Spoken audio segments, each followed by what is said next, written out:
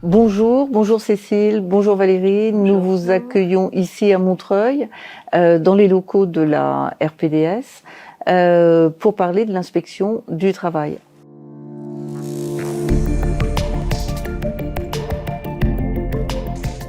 Donc nous allons parler de l'inspection du travail, et c'est une institution aussi vieille que le droit du travail, mais qui connaît de nombreuses difficultés. Et peut-être on va commencer par quelques chiffres. Je ne sais pas laquelle de vous deux veut nous parler des chiffres, peut-être Valérie? Oui, alors c'est vrai qu'à l'inspection du travail, on a un manque de moyens humains criant. Pour vous donner juste quelques chiffres, on a à peu près 15% de taux de vacances de poste, à peine 2000 inspecteurs du travail sur le terrain pour 21 millions de salariés. Ça veut dire qu'on a presque un quart de la population qui n'a accès à aucun service d'inspection du travail. Donc ce sont des zones de non-droit du travail sur lesquelles l'inspection du travail n'est pas présente.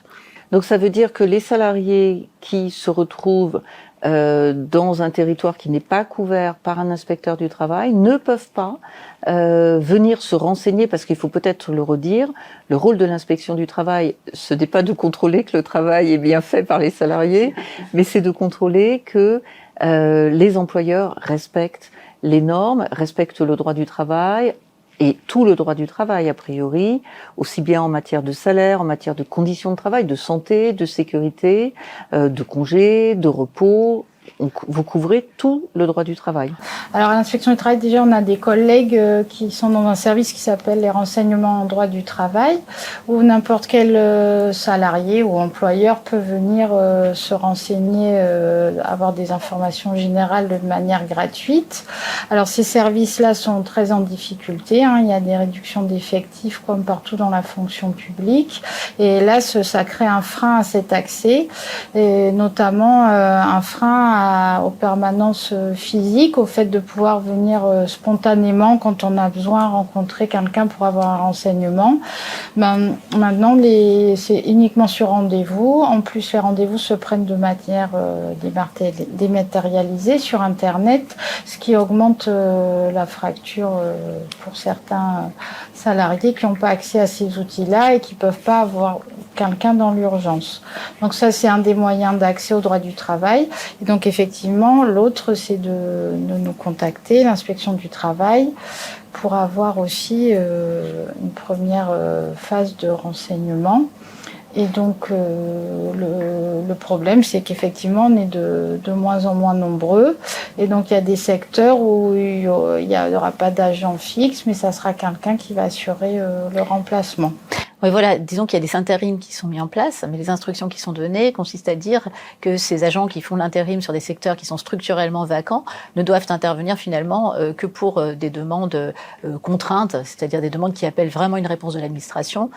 Par exemple, le licenciement d'un représentant du personnel, ou bien en cas d'accident grave ou mortel. Ça veut dire que pour le tout venant, finalement, il n'y a pas d'interlocuteur. Et effectivement, pour revenir sur les missions qui sont les nôtres, on a différentes missions. Des missions de conseil, donc aux usagers du service public de l'inspection du travail, des missions de contrôle, effectivement, sur tout le champ de la réglementation, qu'il s'agisse des dispositions réglementaires, législatives ou conventionnelles applicables. Et puis, on a des missions qui sont, qu'on mobilise peu, mais qui sont des missions de conciliation, de médiation dans le cadre des conflits collectifs lorsqu'on est saisi par les différentes parties. Donc ça, ce sont les grandes missions de l'inspecteur du travail. Et donc, sa mission principale, c'est quand même de contrôler la bonne application du droit du travail dans les entreprises, tous secteurs d'activité confondus, parce qu'on a une compétence géographique qui, si bien qu'on n'est pas des spécialistes, on intervient vraiment dans toutes les entreprises de notre secteur de compétences, qui s'appelle la section d'inspection, que ce soit dans le domaine du tertiaire, du secondaire, le bâtiment, les travaux publics. Alors je crois qu'il y a un secteur particulier quand même de l'inspection du travail en matière agricole, non? Là, il y a une spécialisation, me semble-t-il, non? Alors, historiquement, il y avait une spécialisation pour l'agriculture et le transport. Donc maintenant, nous sommes compétents. L'inspection du travail et les inspecteurs d'inspection du travail sont compétents pour tous les domaines. Mais dans les faits, il y a des spécialisations qui se sont créées. C'est-à-dire que souvent, ce sont il y a quelques inspecteurs, inspectrices qui contrôlent l'agriculture sur tout un département, en plus d'un secteur plus général. Et effectivement, il y a une actualité en ce moment pour nos collègues pour les agents qui contrôlent dans le secteur agricole, parce que suite au mouvement qu'il y a eu chez certains, une partie du patronat agricole, il y a eu une circulaire qui acte le fait que les contrôles, ça crée un préjudice pour les employeurs et qui veut limiter le nombre de contrôles à un contrôle pour toutes les administrations. Et alors l'inspection du travail n'est pas dedans, mais en réalité, pour un agriculteur lambda, il ne lit pas les circulaires du préfet ni du Premier ministre. Donc ça peut susciter de graves tensions. Et en plus, récemment, durant le précédent mouvement, il y a eu des menaces, notamment un sanglier mort éventré a été pendu sur les locaux de l'inspection du travail du Lot-et-Garonne, 20 ans après l'assassinat de deux agents de contrôle à Saucignac. Oui. Donc, et face à cela, la ministre de l'époque a été d'un silence assourdissant. Oui. Oui, moi j'avais été étonnée parce qu'au moment de Saucignac, donc c'était 2 fonctionnaires assassinés pendant leur service, et alors que lorsque ça se passe, et c'est normal, pour un policier, le ministre se déplace. Là, aucun ministre ne s'était déplacé. Enfin, c'était. Oui, ça avait été traité comme un fait divers en réalité à l'époque. Ce que nous avions dénoncé syndicalement. Effectivement, c'était un agriculteur, enfin plutôt un exploitant viticole. Qui faisait aussi l'élevage de la prune, si je ne me trompe pas, qui avait effectivement assassiné à bout portant 2 collègues, Sylvie Trémouille de l'inspection, qui était alors stagiaire, et Daniel Buffière, qui était de la MSA. Voilà. Donc effectivement, nous, ce dont on a très peur, c'est quand même d'un risque de réitération de ce genre d'événements, du fait qu'on échauffe les esprits en dénonçant les normes, l'inflation des normes et des contrôles qui sont bien évidemment absolument indispensables. Et cette circulaire contrôle unique, où on est moins ciblé que d'autres, mais dans l'esprit effectivement d'agriculteurs qui se retrouvent, ça pourrait induire une confusion, voilà. Et même si on n'est pas effectivement ciblé par cette circulaire contrôle unique, il n'est jamais exclu que quand un collègue se présente sur une exploitation, après un autre contrôle, par exemple, je sais pas, de l'URSSAF ou d'un autre organisme de contrôle, ça puisse conduire à un passage à l'acte.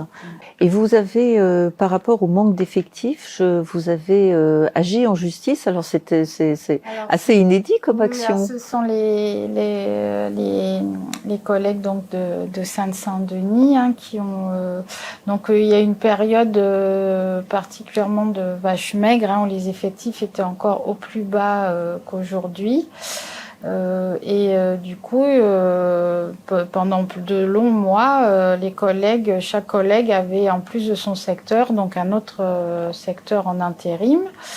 Et la réalité, c'est que même si notre administration, l'administration du travail dit qu'il ne faut pas tout traiter, en réalité, quand une situation pose souci, l'inspecteur ou l'inspectrice du travail veut la traiter, et s'il n'y arrive pas par manque de temps, ça crée quand même ça met très en difficulté le fait de ne pas pouvoir accomplir ses missions, et ça crée donc un service dégradé pour les usagers. Et donc on était bien sur des intérims structurels, ça veut dire que les postes n'étaient pas pourvus parce que le ministère du Travail ne recrutait pas assez d'agents à l'inspection du travail. Donc une mobilisation a été lancée, qui a été soutenue par les syndicats, dont la CGT, mais également toute l'intersyndicale du département de l'interprofessionnel. Et un des moyens d'action, c'était de ne pas assurer le travail administratif sur ces secteurs-là, et n'y aller que dans des cas d'extrême urgence. Et ça posait problème à l'administration par rapport à certaines décisions administratives, notamment les décisions des demandes d'employeurs de licencier les représentants du personnel. Et le fait que notamment ces actes ne soient pas traités posait souci à l'administration, qui a tenté des mesures de rétorsion, mais le collectif a marché, les agents se sont soutenus. Il y a même eu des contrôles de notre l'inspection générale et également les agents se sont soutenus et les effectifs ont fini par arriver. Mais entre-temps, donc, un des moyens complémentaires d'action a été de saisir donc, le tribunal administratif sous 2 axes. Donc, le premier, les syndicats ont mis en demeure l'État de pourvoir les postes. Et le second, ce sont les syndicats et les agents de contrôle qui ont mis en cause les décisions affectant à des intérims structurels. D'accord. Et alors, qu'est-ce que ça a donné ? Donc la victoire après sur celle de la mobilisation, celle du terrain juridique a été très importante et a suscité beaucoup d'espoir pour la suite puisque il y a eu le tribunal administratif a bien considéré que ces intérims structurels étaient illégaux parce que c'est un peu comme dans le privé, dans le public, un intérim il ne peut être que ponctuel, il n'est pas là pour compenser une situation qui dure dans le temps. Et en plus, le juge administratif a acté que c'était également illégal de ne pas consulter les instances représentatives du personnel en amont. D'accord, bien. Et donc, ça, c'était au niveau du tribunal administratif de Montreuil. Voilà. Est-ce que la cour administrative d'appel de Paris a été saisie ? Le délai n'est pas encore écoulé, donc nous avons bon espoir qu'il ne soit pas saisi, la cour qu'il n'y ait pas d'appel, mais ce n'est pas encore acté. Et après, il faut le retravailler, notamment avec les autres syndicats de l'État, pour voir si c'est applicable dans d'autres situations. Ça ouvre une brèche, c'est phénoménal comme action. Après, c'est vrai que si on revient sur les chiffres, pour illustrer le propos, on a 39 départements où il y a un taux de vacances supérieur à 20% en France. C'est quand même énorme. Et 32 départements où ce taux est inférieur à 15%. Donc voilà, c'est quand même massif et surtout ça perdure depuis des années et des années. Je dirais même que ça s'est tendanciellement un peu amélioré ces 3 dernières années. C'était pire avant, on avait plus de 20% de taux de vacances. Donc c'est vrai que c'est pas possible dans la durée parce qu'on est un service public et donc on doit assurer nos missions sur l'ensemble du territoire. Sinon on crée des zones de non-droit du travail et puis on crée aussi une inégalité de traitement entre les différents usagers du service public. Or nous on a à cœur d'exercer nos missions au service des usagers, des travailleurs. Et effectivement, comme l'a dit Cécile tout à l'heure, le fait d'être en porte-à-faux finalement et de ne pas avoir les moyens matériels en temps, notamment d'exercer ces missions sur nos secteurs en intérim, ça nous met quand même dans une situation qui est difficile moralement, j'ai envie de dire au sens large. Et ça peut créer des surcharges de travail et avoir un effet sur la santé de collègues. Oui, vous-même, vous êtes des salariés victimes d'un manque de moyens et donc vous vous retrouvez alors avec un sentiment peut-être de maltraitance ou de ne pas faire les missions pour lesquelles vous vous êtes engagés et en même temps subir du surtravail et du fameux burn-out. On a des cas de collègues qui ont fait des burn-out. Alors après, comme toujours, l'administration ne veut pas reconnaître le caractère professionnel de la maladie ou de l'arrêt, mais oui, ça arrive. Oui, notre syndicat, c'est vraiment un combat qu'il mène depuis des années. Ce combat pour renflouer les effectifs d'inspection du travail. Et d'ailleurs, sur notre site internet, on a publié une carte des sections vacantes, une carte interactive, donc on met à jour régulièrement, et qui permet aux usagers du service public de voir la situation dans leur département. Et dans la décision du juge, donc c'est important, c'est de dire que ce n'est pas parce que l'administration dit vous faites de manière dégradée une tâche en intérim que c'est légal. En réalité, les fonctionnaires ont des missions à assurer. Là, notamment à l'inspection, c'est des pouvoirs de contrôle. C'est régalien, le droit le prévoit et donc il faut pouvoir assurer ces droits, ces pouvoirs sur l'ensemble du territoire. On ne peut pas dire à un agent, c'est pas grave, vous assurez vos pouvoirs de manière dégradée. Oui, donc c'est porteur pour l'inspection du travail, mais aussi pour toute la fonction publique d'État. Alors voilà. Après le juge, le rapporteur, le rapporteur, qui est donc le magistrat qui analyse la demande, la requête et fait une proposition, était beaucoup plus, a poussé très loin le raisonnement. Bon, malheureusement, le juge administratif n'est pas allé aussi loin, mais c'est quand même porteur pour la suite. Je crois qu'il y a... l'idée a été venue suite à des décisions qui avaient été prises dans l'éducation nationale, notamment par des collectifs de parents et d'enseignants qui avaient saisi la justice sur ce point-là. Moi, je voulais vous poser une question. Vous êtes des responsables dans ce syndicat de l'inspection du travail. Est-ce que vous conseilleriez à des jeunes gens, à des jeunes femmes de s'engager dans les métiers de l'inspection du travail ? Clairement, oui.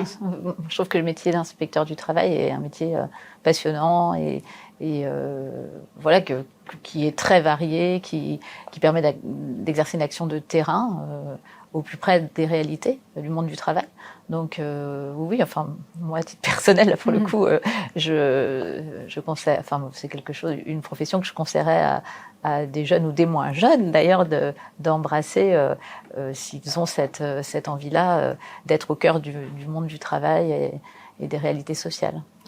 Mais je pense que Valérie aussi nous conseillerons de se syndiquer parce que même si la mission est passionnante, les conditions de travail sont difficiles matériellement, et puis on peut aussi être face à des hiérarchies qui ne facilitent pas le travail. Donc comme dans tout secteur, il est important de s'organiser collectivement pour défendre ses droits et puis ses missions. C'est important de s'organiser collectivement. Après, c'est vrai qu'on a beaucoup pointé les difficultés. Ça reste quand même, j'insiste, un très beau métier.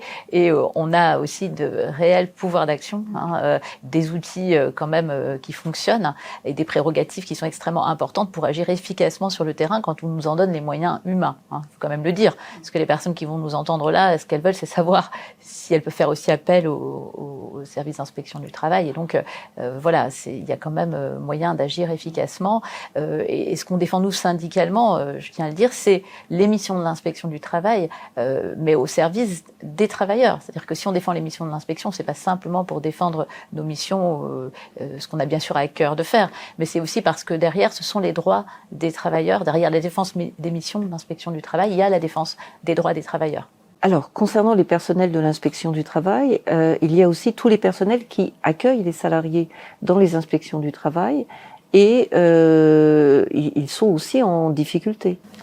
Alors tout à fait, donc ce sont les assistantes de contrôle, ce sont essentiellement des femmes, donc qui assurent l'accueil, le premier accueil des usagers, qui prennent les coups de téléphone, qui traitent le courrier papier, qui traitent les mails, puisque maintenant la communication se fait beaucoup par mail, et qui gèrent l'organisation matérielle du service, qui envoie les courriers, qui sont indispensables au bon fonctionnement du service. Et là, ce sont donc des postes qui sont complètement décimés. Rien qu'en 3 ans, là, il y a une perte de 12% des effectifs. Et donc, il y a 20 ans, il y avait 2 collègues assistantes pour 3 agents de contrôle. Et maintenant, on est à 2 pour 10 ou 3 pour 10. C'est vraiment... Et en plus, ce sont souvent des statuts précaires, puisqu'il y a de moins en moins de recrutement de titulaires. Donc, ce sont beaucoup de collègues qui sont contractuels et qu'on va jeter comme des Kleenex à la fin de leur contrat. D'accord, donc on leur fait des CDD en quelque sorte. Oui. Alors que ce sont des postes clés. Voilà. Clés parce que, et oui, déjà des postes permanents et des postes clés parce que sans les agents de secrétariat, on peut pas fonctionner. Ça voudrait dire que demain, on va tamponner nos courriers, décacheter les enveloppes. Il y a une relecture qui est nécessaire des courriers et il faut effectivement assurer l'accueil des usagers du service public, prendre le téléphone. Et sans ces assistantes de contrôle, c'est proprement impossible. Je vous remercie. Merci de nous avoir invités. Je redis qu'on a fait ce numéro spécial pour les militants du droit, pour les militants et pour tous les salariés, pour leur expliquer comment saisir l'inspection du travail, pour mieux se défendre en cas de besoin. Et je sais que les besoins sont immenses en la matière.